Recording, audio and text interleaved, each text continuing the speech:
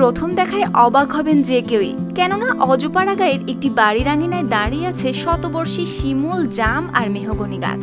আর ঠিক সেই গাছগুলোতেই 7-8 মাস ধরে আশ্রয় নিয়েছে কয়েক হাজার পরিযায়ী পাখি, কারণ এখানেই নাকি নিরীহ পাখিগুলো খুঁজে পেয়েছে তাদের জীবনের নিরাপত্তা। তাই তো এই শান্ত পরিবেশের টানে তারা হাজার হাজার মাইল দূর থেকে এসে বাসা বেঁধেছে এখানে, দিয়েছে ডিম, ফুটিয়েছে বাচ্চা।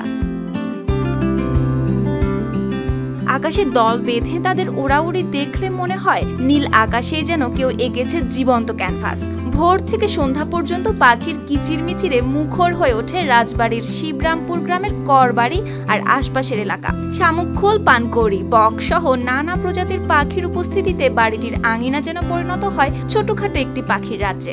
এখানে আজ কয়েক বছর যাবৎ পাখি আগে অল্প অল্প আসতো, এবার 10 থেকে 15,000 পাখি এসে বসবাস করতেছে, ডিম পাড়তেছে, বাচ্চা উঠাতেছে, খাবার আনতেছে, মাঠে যেতেছে। এখন এই বাড়ির উঠোনে প্রায় প্রতিদিনই ভিড় করছেন স্থানীয়রা শুধুমাত্র পাখিদের উপস্থিতি দেখতে। তাদের মতে পাখিরা শুধু সৌন্দর্যই বাড়ায় না, পরিবেশ আর জীববৈচিত্র্যকেও করে তোলে আরো সমৃদ্ধ। এগুলো সুন্দর লাগে তাই আমরা সবাই দেখতে আসি। সচরাচর তো সব জায়গায় দেখা যায় না, আমাদের এই জায়গায় দেখা যায় প্রায় 1000 পাখি বেশি আছে। আর শিকারীরা অনেক সময় শিকার করতে আসে, আমরা এলাকাবাসী সবাই সজাগ। আর হঠাৎ করে রাত্রে অ্যাটাক করে, বেশিরভাগ ওরা রাত্রে পাখিগুলো শিকার করে, আবার ভোরবেলা আজানের পর এসে শিকার করে। আমরা এই জন্য এলাকাবাসী সবাই প্রশাসনের কাছে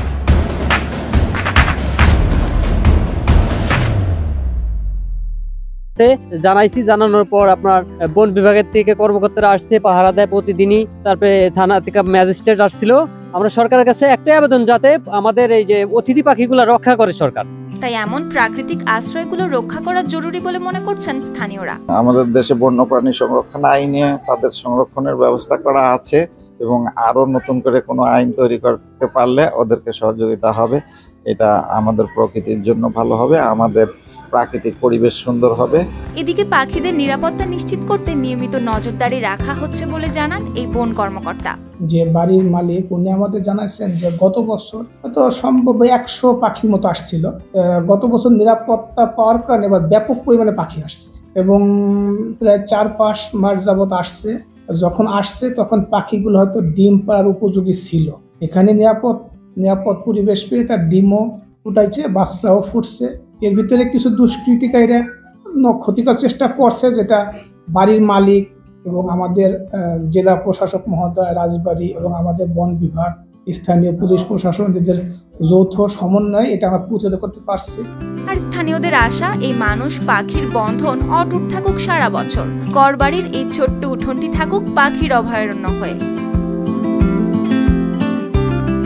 নিউজ ডেস্ক, RTV।